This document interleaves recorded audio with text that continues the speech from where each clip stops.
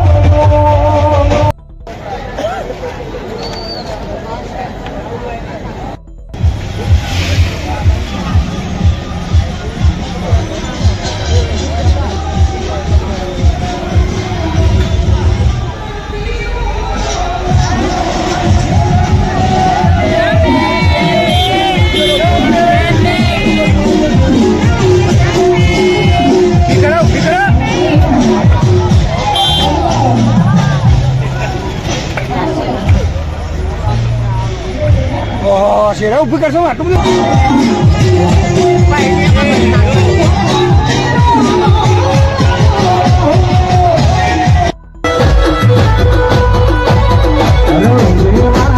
Halo,